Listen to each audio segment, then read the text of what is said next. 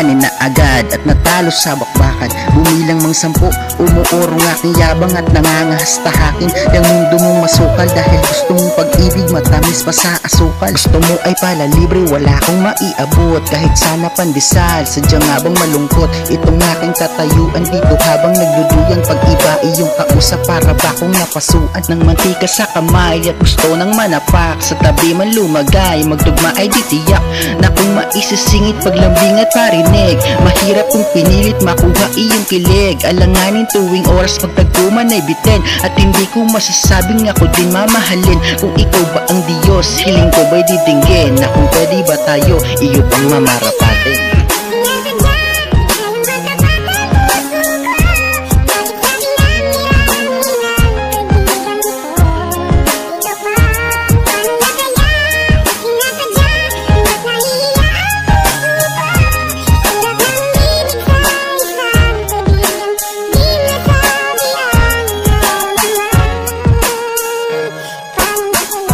Yatang may problema, wala pa, alam ko na nauuna na tong drama pagkasama'y masaya.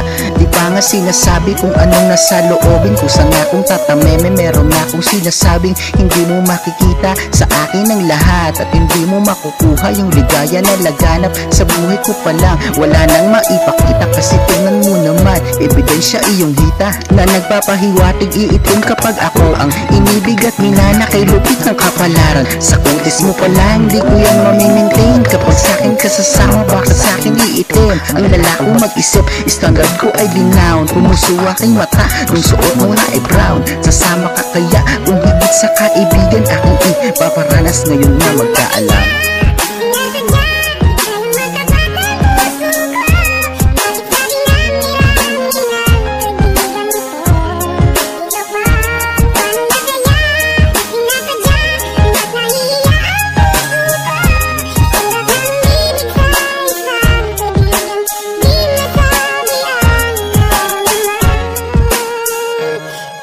Dagdag pang isipin kung ako pang salarin sa ating pagsasamang rumupok sa iyong tingin. Sa dikit ay gumaan, ang loob ko't gumaling. Minsan mo man hampasin, bakit pa ako dadaing?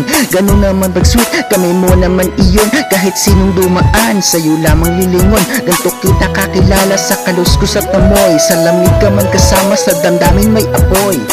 Kaya paano, ano bang paiiralin? Isusuko aking lihim mo, tuluyan pang hilutin ang bawat sitwasyon. Baka pa kasi sakaling may pagdamay paraan, mahumaling ka sa akin, o diba? At teka, tsaka di ako bading kung ikaw siyang maging handa kong magkadating. Paano na kaya to, hindi ko mabawasan ang bigat, hindi to kilo at ayaw kitang iwanan.